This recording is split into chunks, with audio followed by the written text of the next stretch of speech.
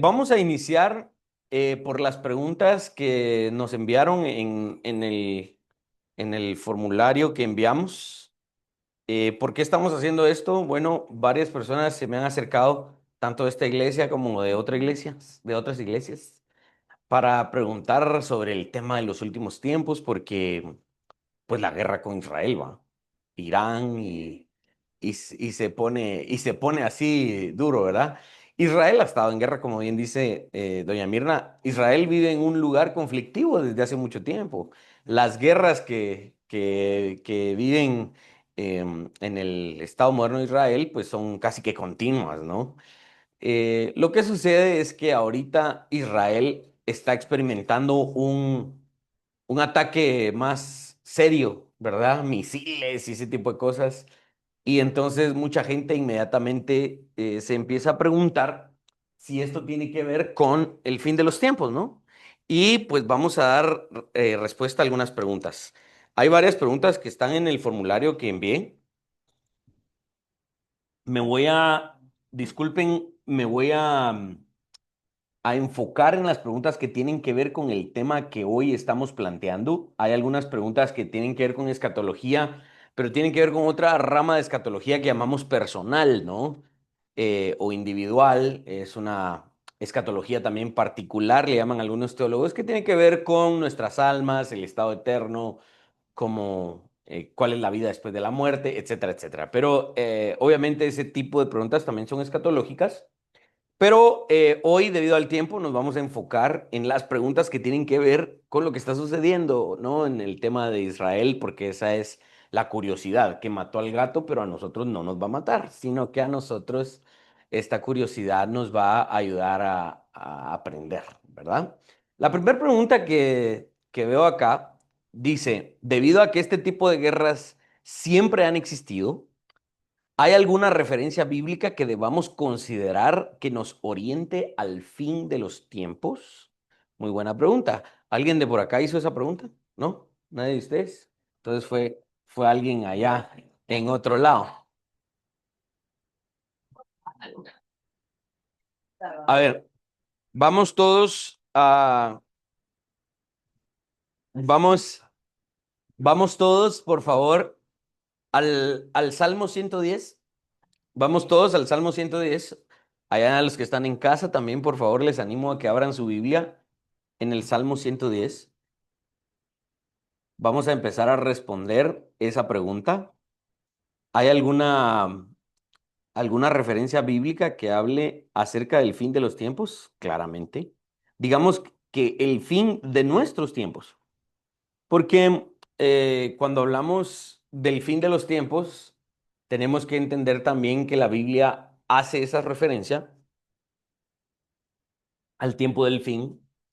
Y en muchos pasajes, que ya, por ejemplo, cuando estudiamos Mateo 24 y lo predicamos pasaje por pasaje, básicamente versículo por versículo, cuando Jesús hablaba acerca del tiempo del fin, era el fin del antiguo pacto, el fin de la era judía, el fin de todo el sistema sacrificial que Jesús estaba profetizando en Mateo 24, al menos de los versos 1 al 34. Y esta es una postura que nosotros hemos adoptado en esta familia de iglesias. El término es un tanto técnico, pero se llama preterismo parcial. El término preterismo parcial significa que mucho del material profético que leemos ya sucedió en nuestro pasado. Cuando Jesús lo dijo era su futuro, pero para nosotros es nuestro pasado. Cuando Jesús lo profetizó en esa generación del primer siglo. Si alguien quiere volver a escuchar eso, está en nuestro canal de YouTube, en Mateo 24, todas esas prédicas que hablan acerca del fin de la era judía, del fin del sistema sacrificial, del fin del sacerdocio levítico. Entonces, el tiempo del fin en ese sentido era el tiempo de el final de la era judía. Cuando Joel profetiza y dice, en los postreros días derramaré mi espíritu sobre toda carne, y eso se cumple en Pentecostés, en Hechos capítulo 2, 2 o 3, ¿verdad? Capítulo 2. La misma Biblia nos está diciendo que ese era el tiempo del fin, el fin de la era judía, el fin del antiguo pacto. Hebreos capítulo 1 dice que en tiempos pasados Dios se había revelado a los padres y a los profetas de muchas maneras, pero hoy en estos postreros días, en estos últimos días, el escritor de Hebreos está escribiendo precisamente en el primer siglo y está hablando de los últimos días de la era judía. eh, Esos también son el tiempo del fin. Así que nosotros también vivimos en los tiempos del fin, en el sentido de que cuando hablamos de los postreros días, es porque hubo días anteriores, anteriores y postreros. Los días anteriores fueron los días del antiguo pacto, los días postreros son los días del nuevo pacto. Y no necesariamente cuando decimos postreros días se refiere a que los tiempos ya se van a terminar, sino que significa que en comparación con la época el antiguo pacto, los días del nuevo pacto son postreros a los del antiguo. ¿Sí? Entonces no necesariamente estamos hablando del fin de los tiempos, de la destrucción del planeta Tierra. Pero eso no significa que la Biblia no hable de nuestro futuro. Hoy, los que vivimos en el nuevo pacto, también tenemos un futuro que estamos esperando.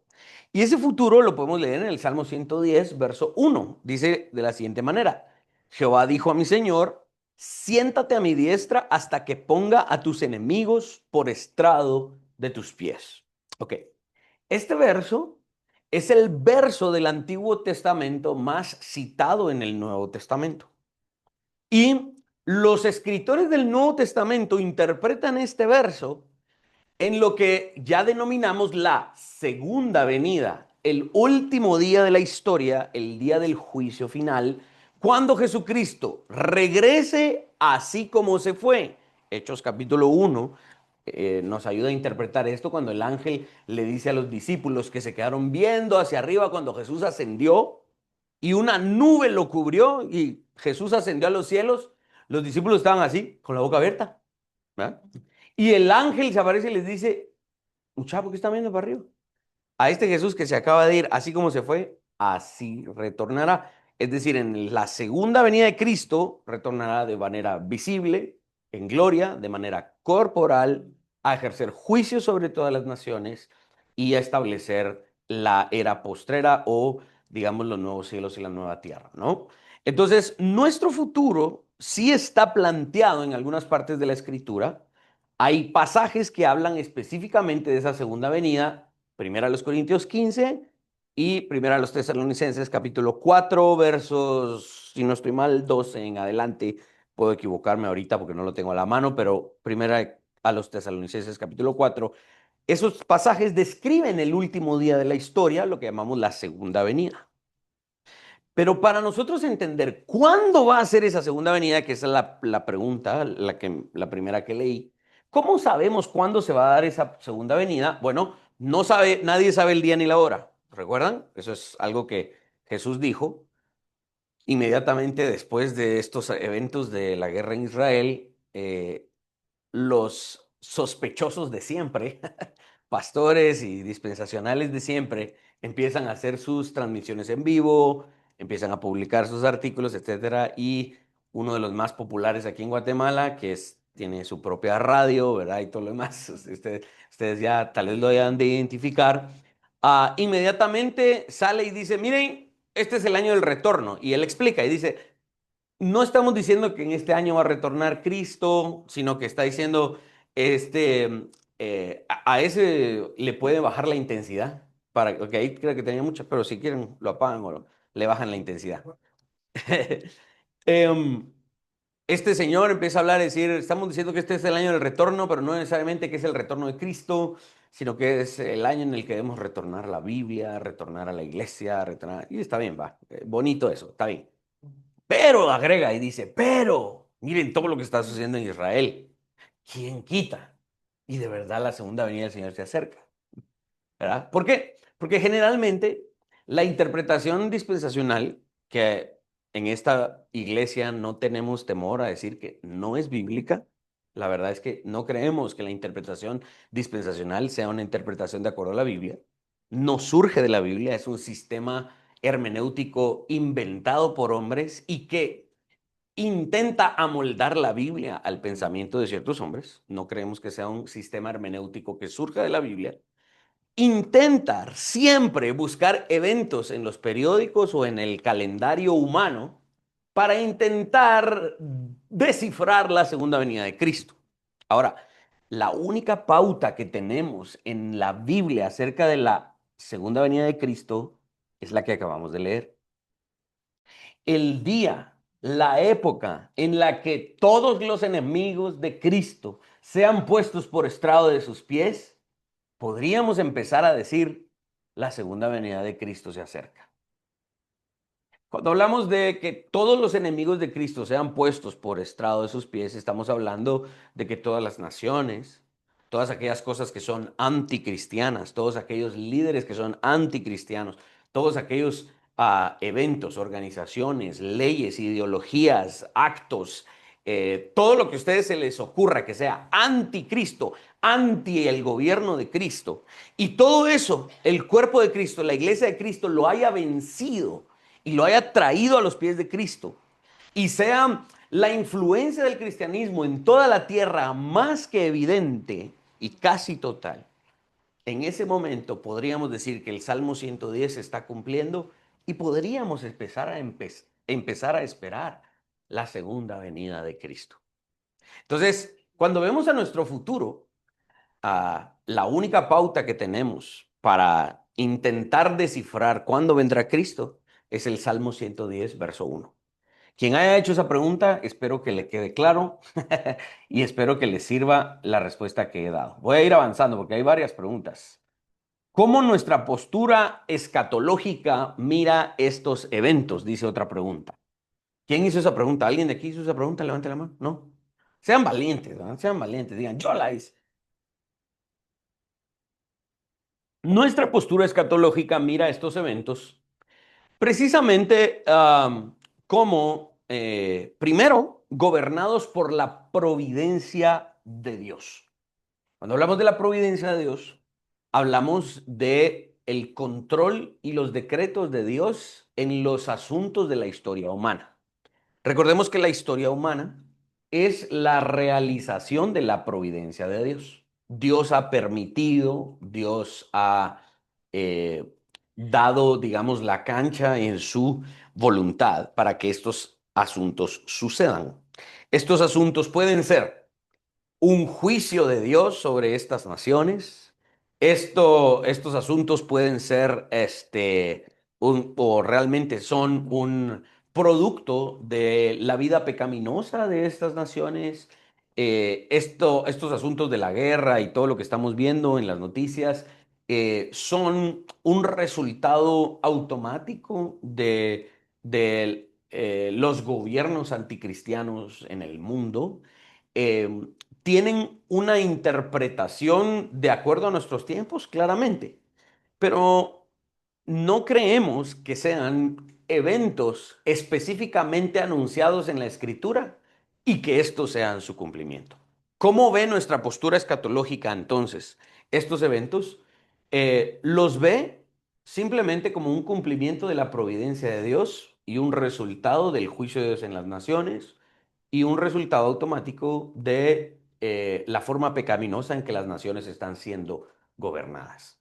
Nuestra postura escatológica, al menos en esta iglesia, no mira estos eventos como un cumplimiento específico de profecías o algo por el estilo. Creemos que simplemente es producto de, como ya lo dije, malos gobiernos y tristemente resultado de la vida pecaminosa en la vida política de las naciones. Estaba leyendo, intentando leer varias posturas y aquí quiero dar respuesta desde la escritura y no me gustaría meterme tanto al tema, ¿cómo les digo? No me gustaría meterme tanto al tema geopolítico como tal y las opiniones, pero en alguna medida hay que hacerlo, ¿no? Tristemente. Está toda la gente que dice debemos apoyar a Israel porque Israel es el pueblo de Dios. Está el otro lado de los demócratas, izquierdistas generalmente que apoyan aquí en Occidente a Palestina y al mundo musulmán en contra de Israel, ¿verdad? No queremos a Israel, y Israel es malo, etcétera, etcétera, ¿verdad? Es la otra postura en contra de. Y existe otra postura que es tal vez un poco más balanceada y que me llama mucho la atención. He estado siguiendo a un par de hermanos en la fe que les gusta todo esto y que publican obviamente de manera seria sus pensamientos al respecto. Uno de ellos es César Vidal. Me llama mucho la atención cómo su periodismo serio nos da un panorama un tanto distinto a la narrativa que generalmente se escucha en los diferentes medios de comunicación.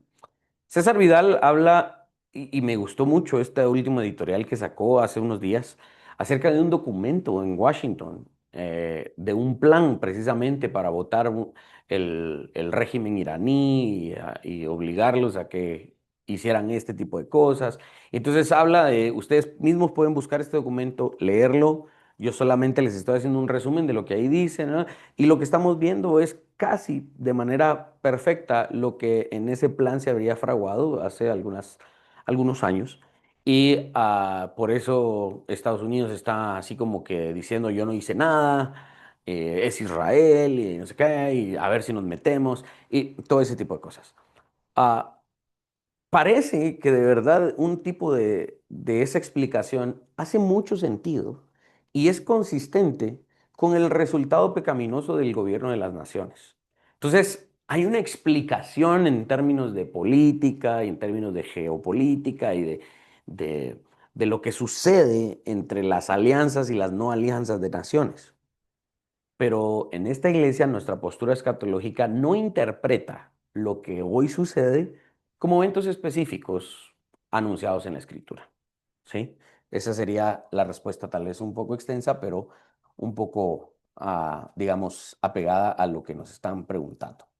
Tercera pregunta. ¿Cómo podemos exponer nuestra postura escatológica acerca de este tema a personas que no conocen nuestro punto de partida? ¿Quién hizo esta pregunta? ¿Alguien aquí? ¿No? ¿Nadie? Checha de plan. Ah, sí. No, Checha la va a hacer aquí. Elías creo que la hizo. Elías, ahí está. Muy bien, Elías.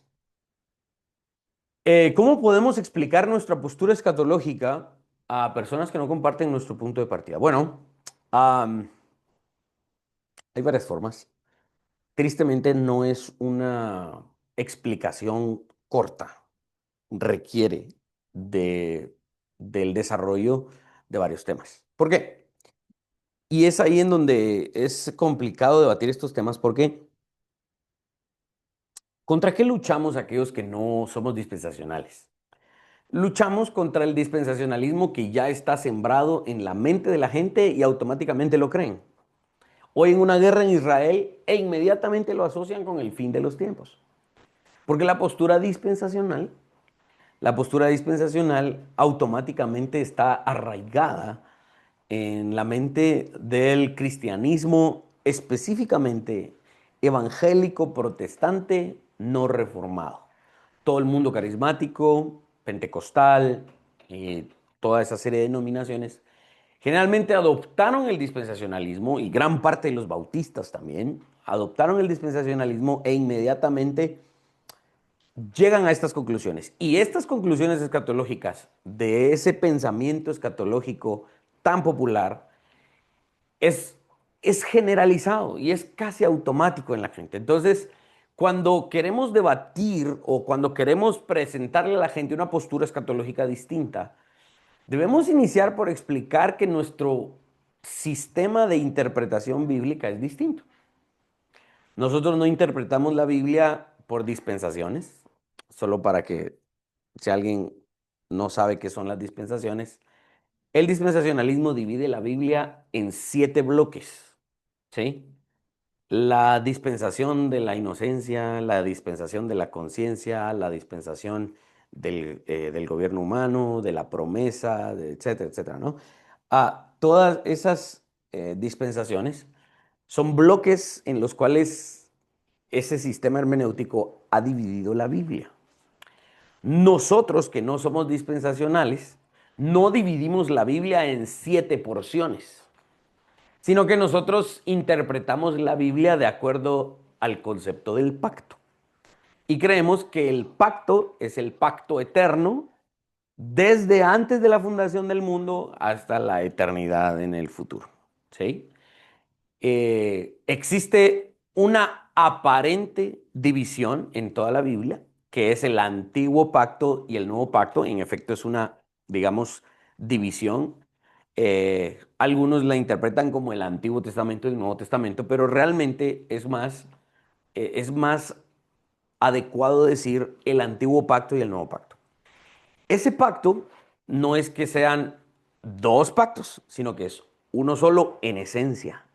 Lo que marca su antigüedad o su novedad, antiguo pacto o nuevo pacto, es la forma de la administración. En el Antiguo Testamento, el pacto, el mismo, se administraba por medio de sangre de animales, sacrificios, todo un sistema de rituales descrito en la Torá y posteriormente también lo vemos en todo el resto del Antiguo Testamento. En el Nuevo Testamento vemos que ese mismo pacto se administra, pero ya no con todo este sistema ritual, sino que en la sangre de Cristo. De todos estos rituales del Antiguo Testamento que fueron abolidos en Cristo porque fueron cumplidos en Cristo, lo único que practicamos en el nuevo pacto es la Santa Cena y el bautismo en agua.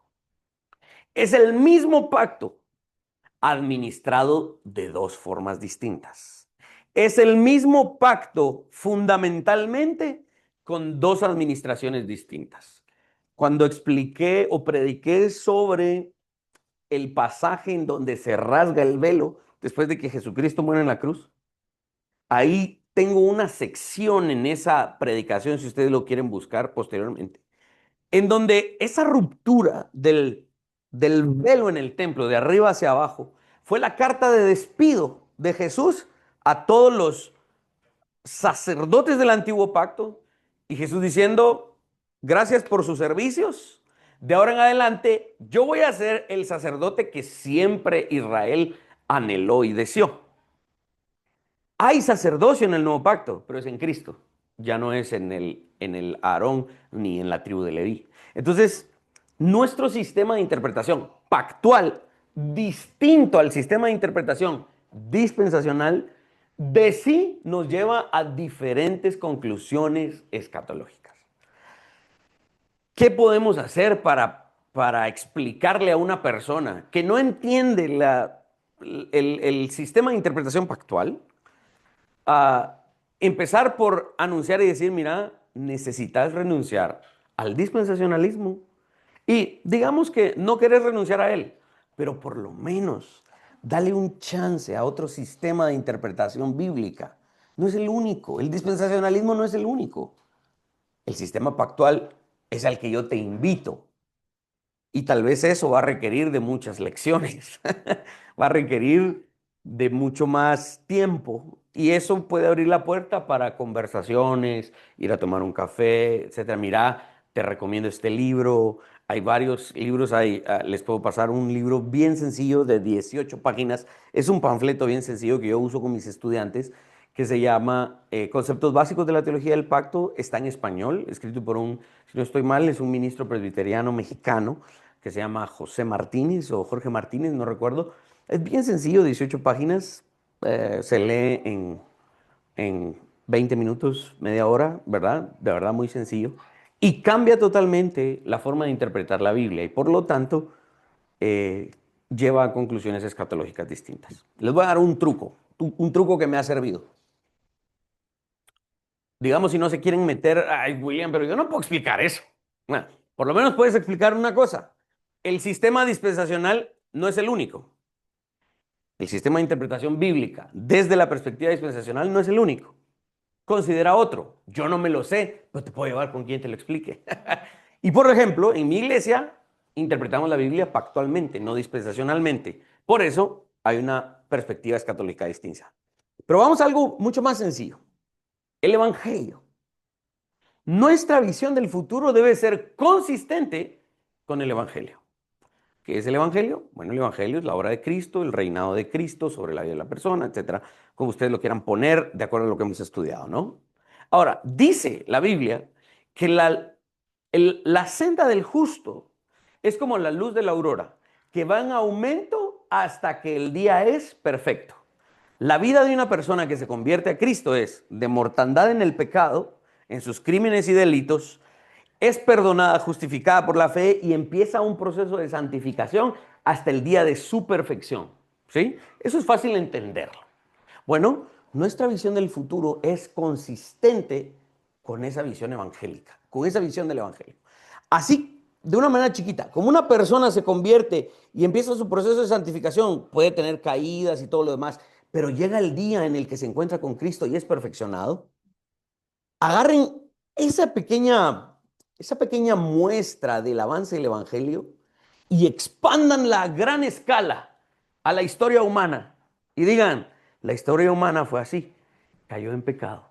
Y conforme fue avanzando la historia, Dios se fue acercando hasta que un día se encarnó y sus discípulos empezaron a transformar la vida de la gente y las naciones y el reino de Dios llenará la tierra. Así como el Evangelio cambió la vida de una persona y la fue perfeccionando, el reino de Dios va a ir perfeccionando la historia de la humanidad hasta que ésta sea perfecta y Jesucristo regrese.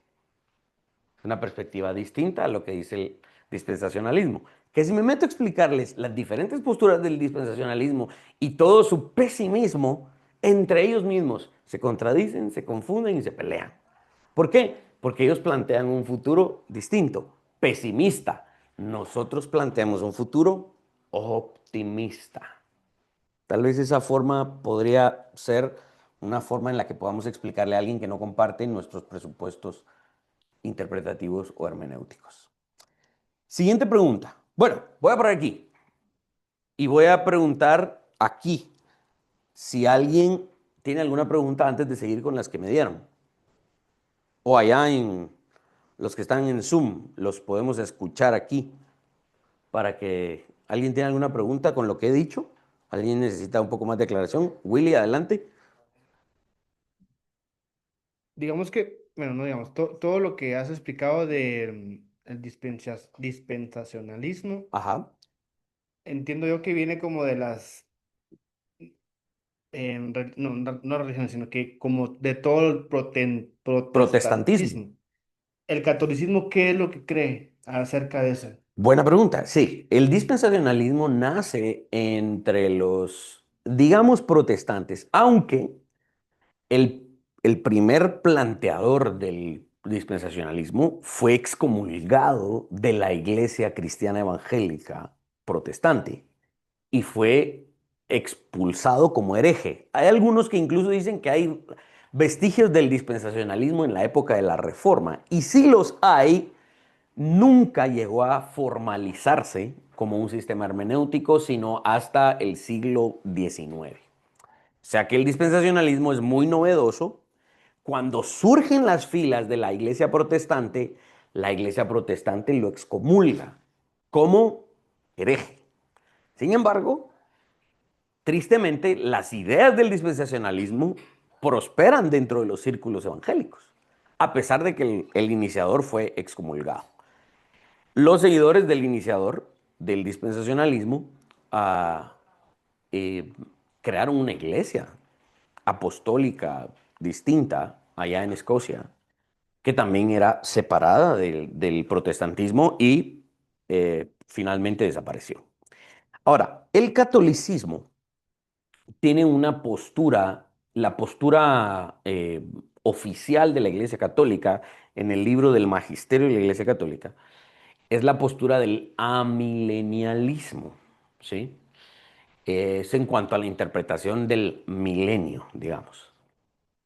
Aunque esa es la postura oficial de la Iglesia Católica, pero dentro de la Iglesia Católica también existen diferentes interpretaciones.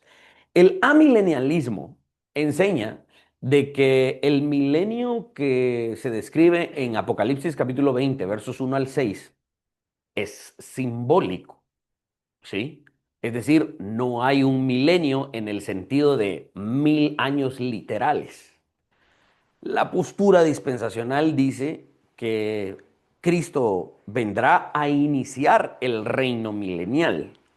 Ese reino milenial es el reino de contar 1, 2, 3, 4, hasta 1000 años literales. Y después de eso los judíos van a traicionar a Cristo, las naciones se van a levantar en contra de Jerusalén y empieza todo el drama, ¿verdad? Toda esa postura dispensacional sobre el milenio eh, es contraria a lo que la Iglesia Católica cree y a lo que los reformados creemos. La gran mayoría de los reformados creemos o en un amilenialismo o, en esta iglesia en particular, en un postmilenialismo. Voy a explicar eso un poquito después. Pero la postura oficial de la Iglesia Católica sobre el amilenialismo es que no existen esos 1000 años literales de reino, sino que ese milenio es simbólico. Algunos interpretan que ese milenio simbólico en alguna medida también tiene un inicio y tendrá un final en la segunda venida de Cristo. Pero ese milenio simbólico es porque no se cuentan 1000 años literales, sino que simplemente es un periodo extendido de tiempo. Esa es una postura muy parecida a lo que nosotros creemos como postmileniales. El milenio para nosotros inicia en la primera venida de Cristo, en su muerte, su resurrección, y ese periodo extendido de tiempo es el milenio. Por lo que para nosotros, en este momento nos encontramos en el milenio, lo cual no significa 1000 años literales, sino un periodo extendido de tiempo. Y nos llamamos postmileniales en el sentido de que creemos que la segunda venida de Cristo se da cuando ese periodo extenso de tiempo culmina.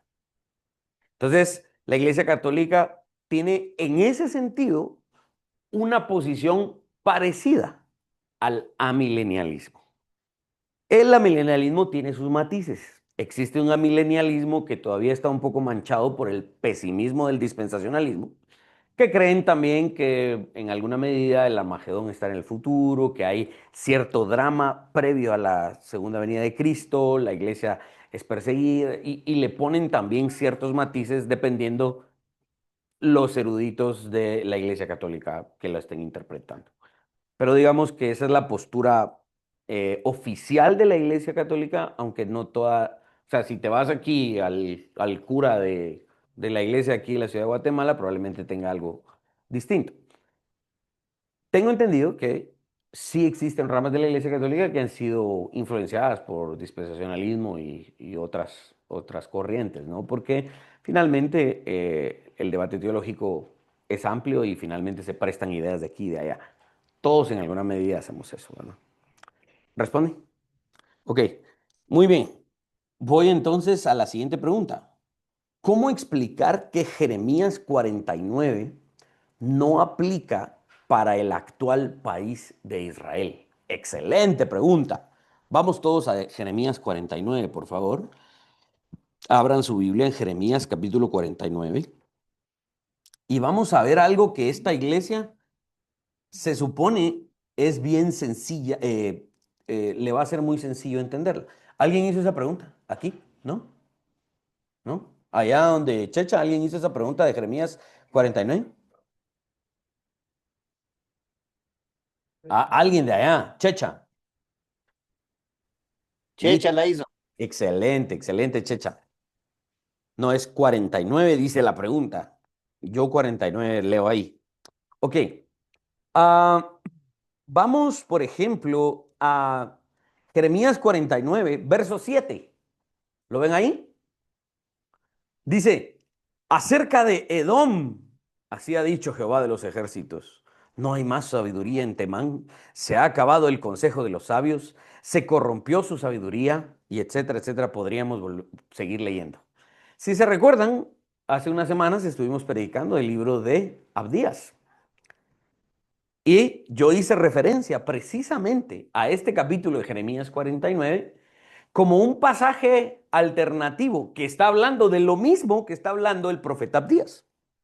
El profeta Abdías está hablando de la deportación a Babilonia como el juicio de Dios sobre Israel y la participación de Edom en la destrucción de Israel en aquel tiempo, por allá por el 500 y algo antes de Cristo.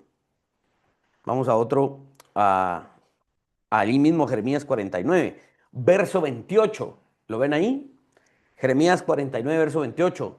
Acerca de Cedar y de los reinos de Hazor, los cuales asoló Nabucodonosor, rey de Babilonia. Así ha dicho Jehová, levantaos, subid contra Cedar y destruir a los hijos de Oriente. ¿Qué nombre menciona ahí Jeremías? Nabucodonosor. ¿Quién vivió como unos 560 y tantos años antes de Cristo. Y si nos pusiéramos a leer todo el capítulo de Jeremías, vamos a encontrarnos que Jeremías 49 tiene un contexto específico.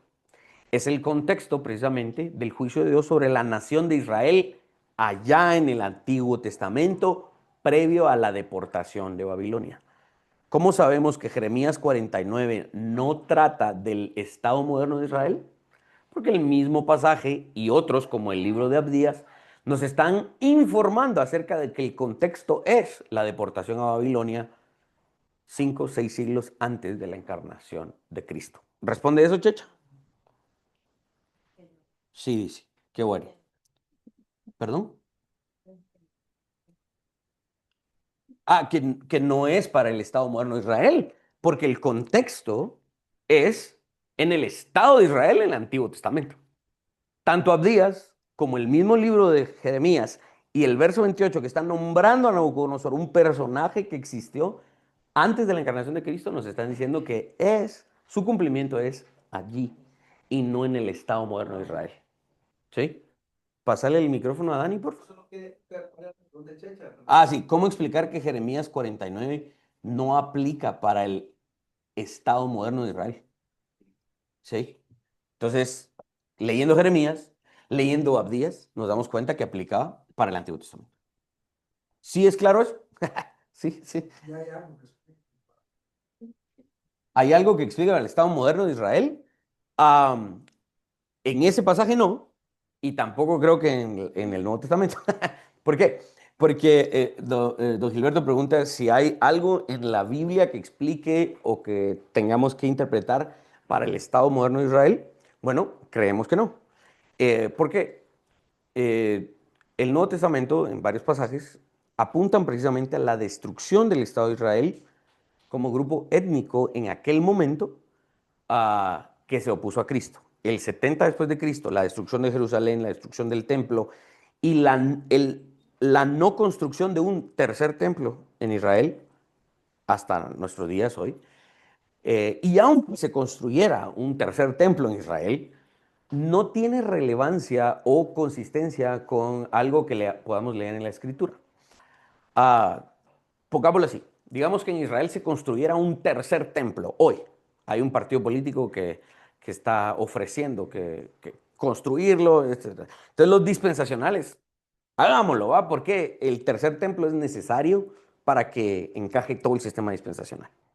Pregunto, bíblicamente, entendiendo la revelación del Nuevo Testamento, acerca de que el pueblo de Dios, el templo de Dios, ahora está formado por piedras vivas, siendo Cristo la piedra fundamental y todos los creyentes formando con él la casa de Dios.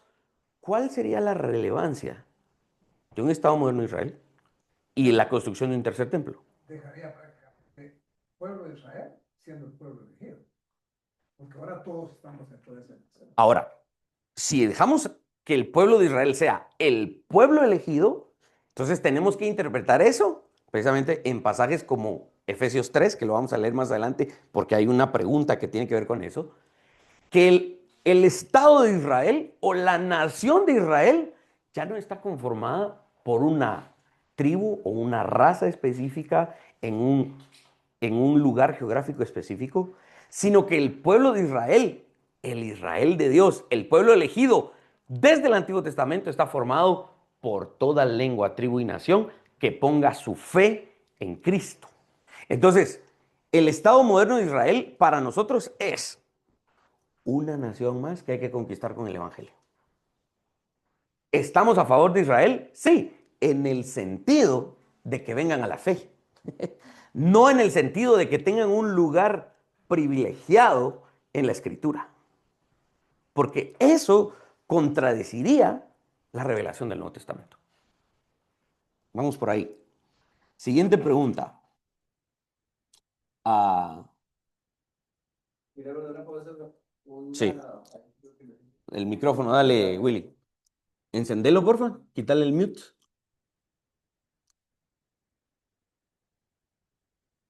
Ahí está, ya encendió. Sí.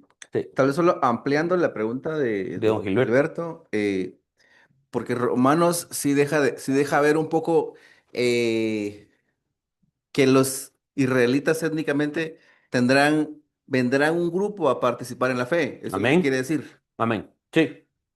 Romanos 11 es la analogía del olivo, ¿sí?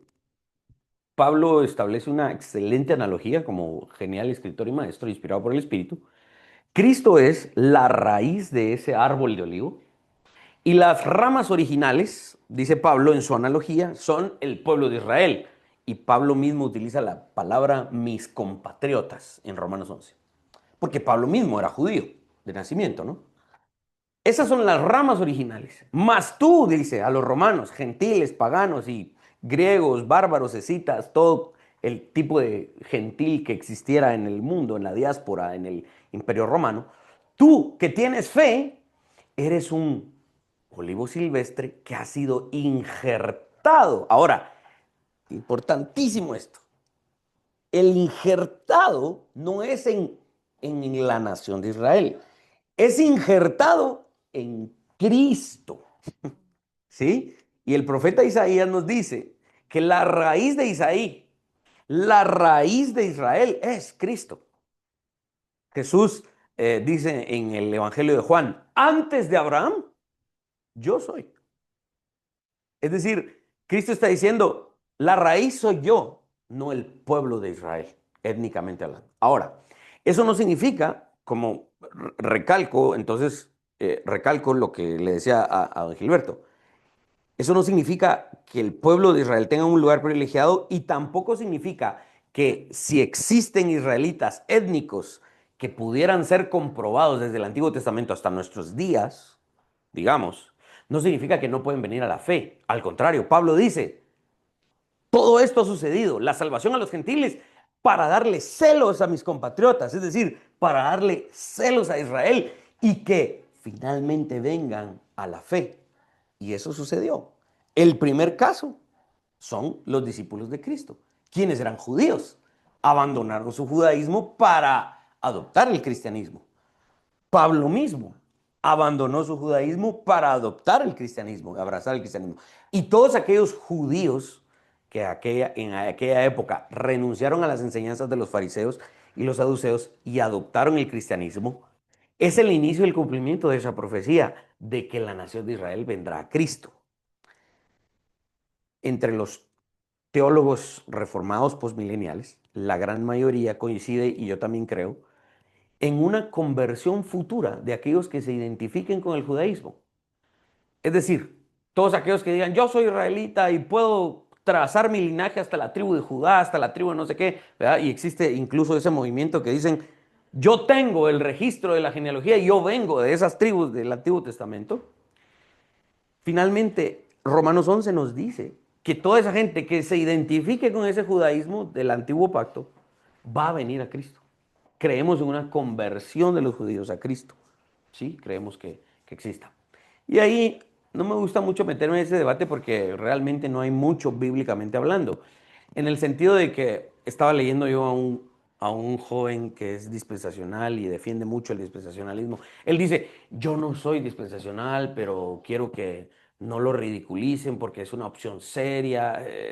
Pero finalmente él es dispensacional, ¿verdad? Y él dice, aquellos que digan que hoy no existen israelitas puros del Antiguo Testamento, pertenecientes a las 12 tribus del Antiguo Testamento, tienen que demostrar con evidencia científica, con ADN, con pruebas de ADN y no sé qué, que eso ya no existe. Bueno, exactamente lo mismo le podríamos decir.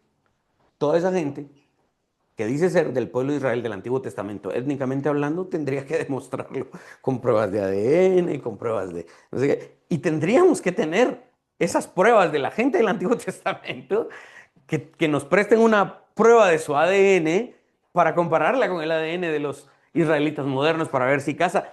Es imposible, es prácticamente imposible. Gente que se identifique con el judaísmo claramente existe, pero creemos en que pueden y serán convertidos a la fe en un futuro. Probablemente no todos, pero Israel será conquistada para la gloria de Cristo, tal vez no en nuestra generación, tal vez no en la generación de nuestros hijos y nuestros nietos, pero creemos que en el futuro aquellos que se identifican con el judaísmo finalmente abrirán sus ojos para venir a la fe. ¿Responde eso, Dan? Sí. Sí, muy bien. Siguiente pregunta. Ya me queda poco tiempo y hay muchas preguntas. Muchos dicen que el que bendice a Israel, esta me gusta, que el que bendice a Israel será bendecido por ser el pueblo de Dios, pero lo hacen de una forma casi mística, es cierto. La pregunta ¿es correcto que nosotros ya no pensemos así? Porque el pueblo de Dios ahora somos todos los creyentes y seguidores de Cristo y ya no solo una nación. ¿Quién hizo esa pregunta? Levante la mano. ¿Aquí? ¿Nadie? Se ¿Nadie? contestó ya de una vez. Elías. Elías hizo la pregunta, dice. Ahí no. ¿Alguien aquí preguntó algo? Ah, ¿aquí hay alguien que preguntó algo? Pregunté. Mire, Elías, si Elías hizo la pregunta, él mismo se respondió, ¿verdad? ¿Por qué?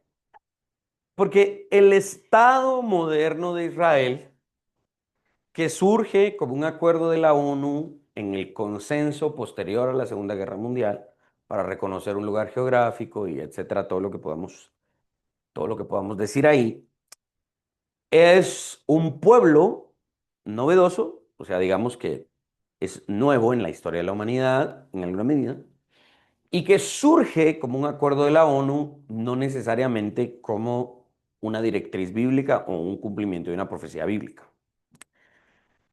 Los dispensacionales, obviamente, aprovecharon 1948, el nacimiento del Estado moderno de Israel, para decir la higuera que la vemos tanto en Mateo 21 como en Mateo 24, si no estoy mal, ah, es la higuera de la cual Jesús está hablando y cuando el Estado moderno de Israel nace en 1948, entonces empieza a dar hojas y se acerca entonces la segunda venida de Cristo.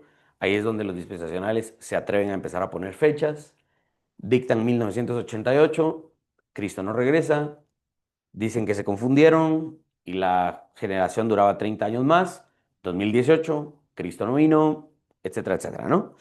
Todo lo que ya sabemos que ha sucedido con el dispensacionalismo.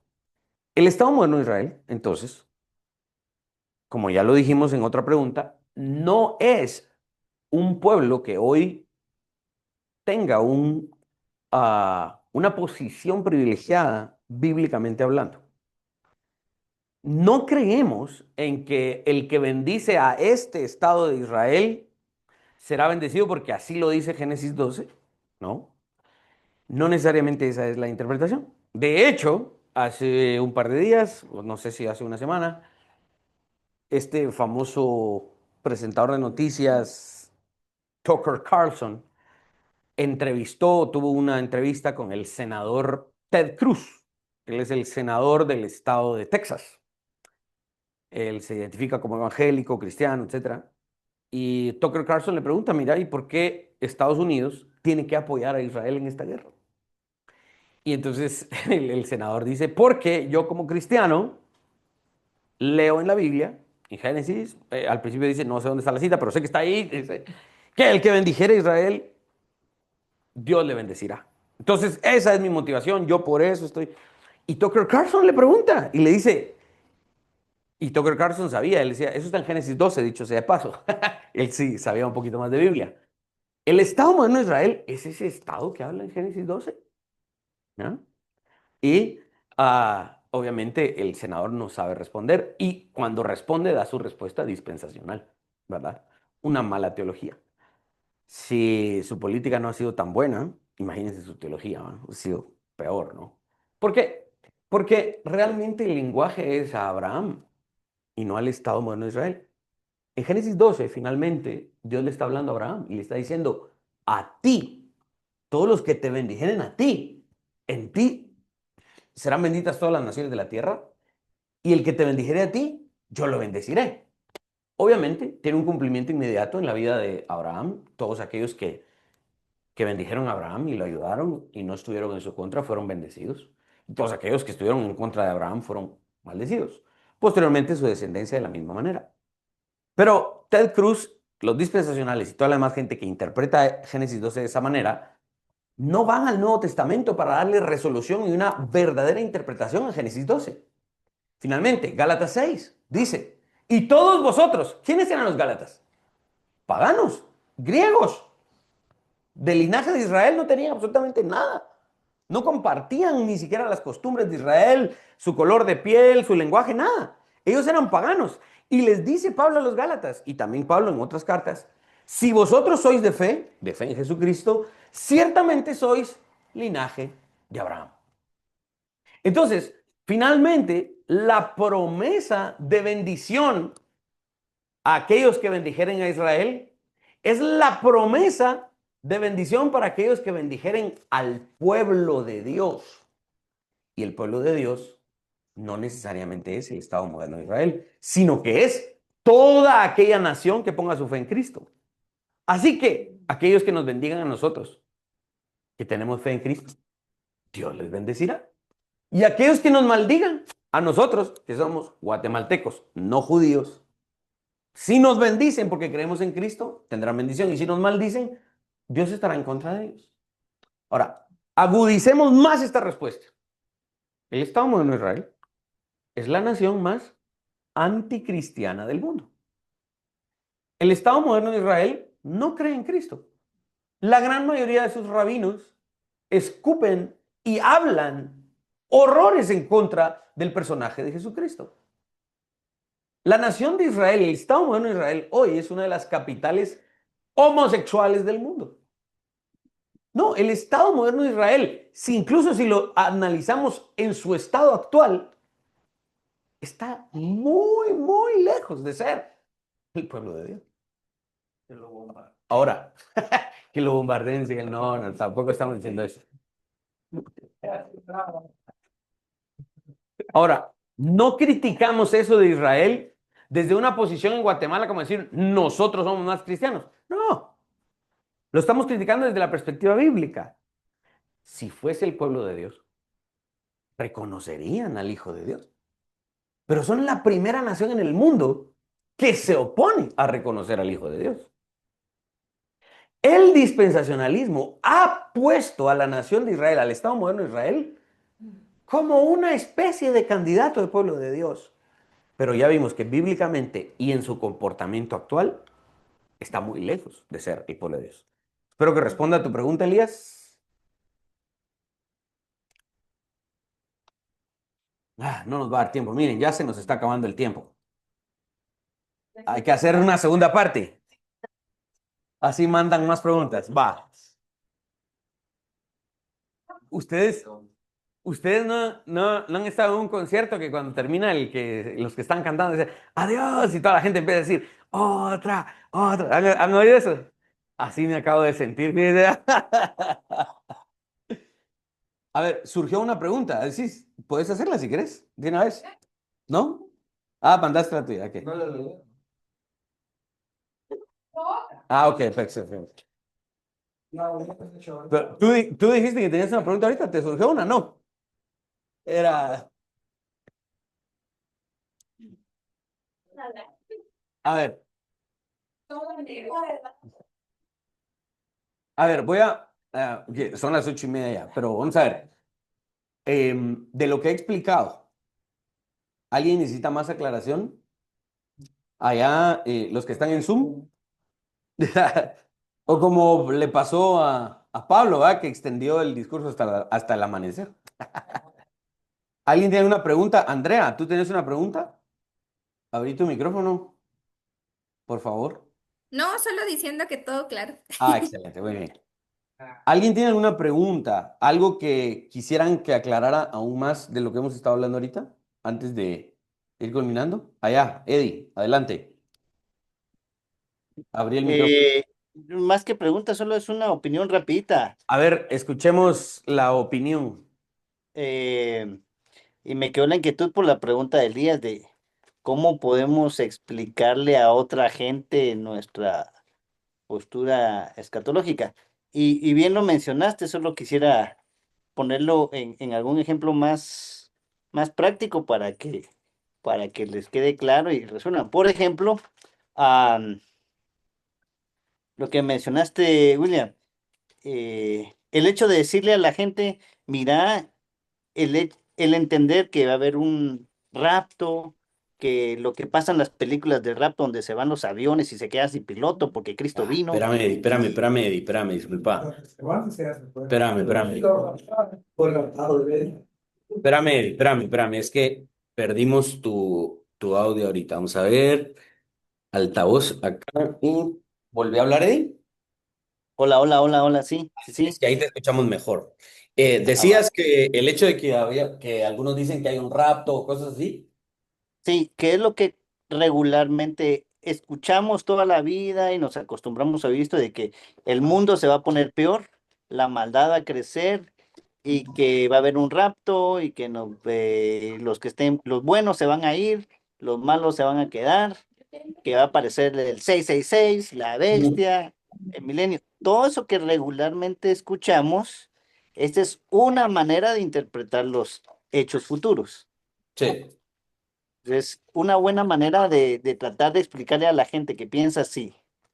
eh, Nuestra postura es decirle, fíjate que esa es una manera de interpretar y hay otras. Hay que explicarle a la gente que hay otras maneras de interpretar.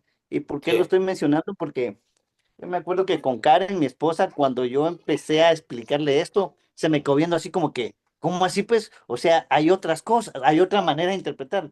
Sí, o Claro. sea, hay otra manera de interpretar. Ah, ve pues, porque regularmente todos crecimos con que solo eso era y no había en nuestra mente ni siquiera lugar para pensar que había otra manera de interpretar esto. Y entonces, eh, y que la gente salga de esa manera de interpretar a ver esta otra nueva postura no es fácil, no es de la noche a la mañana.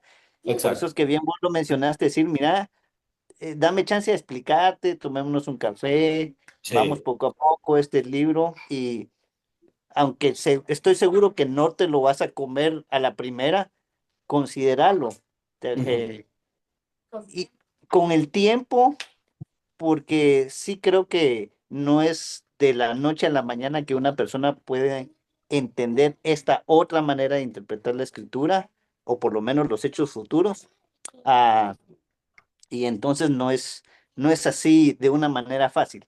Lo primero es que realmente lo que yo quería decir es eso, lo primero es explicarle a la gente que hay otra manera de Sí, interpretar los hechos exacto. futuros y no solo la tradicional con la que han crecido pensando que solo eso es, ¿verdad? Que va a venir la bestia, el 666 y hay que salir huyendo, yo qué sé, todas esas cosas que en algún momento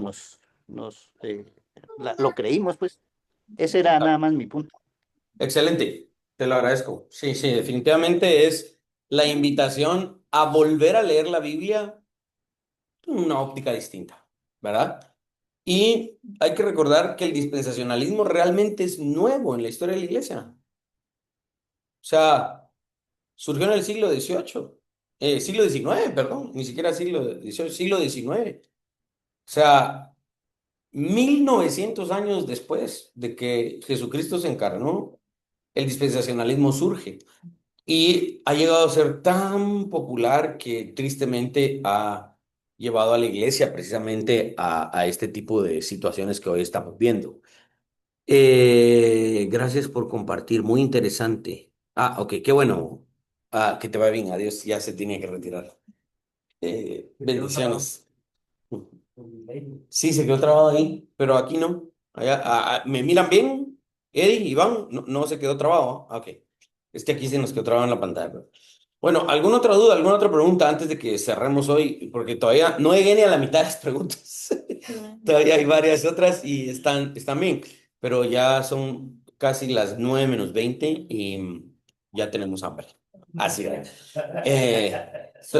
Vamos a hacer otra serie de preguntas la semana entrante. Pásame el micrófono aquí. Sin micrófono. Ah, sin micrófono. El Israel tiene también migrantes, así como Estados Unidos, que es de todo, hay que son estadounidenses. Israel tiene migrantes, o sea, gente que no es israelita, que vive en Israel, Que se nacionalizó israelita. que prosélitos, como se les llamaba en el Nuevo Testamento, es probable.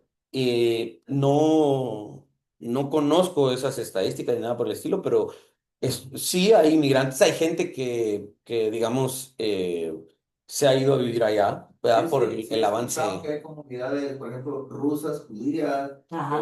Ajá. que viven, que son colonias dentro de Israel, Sí, que se identifican así como con doble nacionalidad. sí, sí existen. ¿Por qué? ¿Por qué preguntas eso?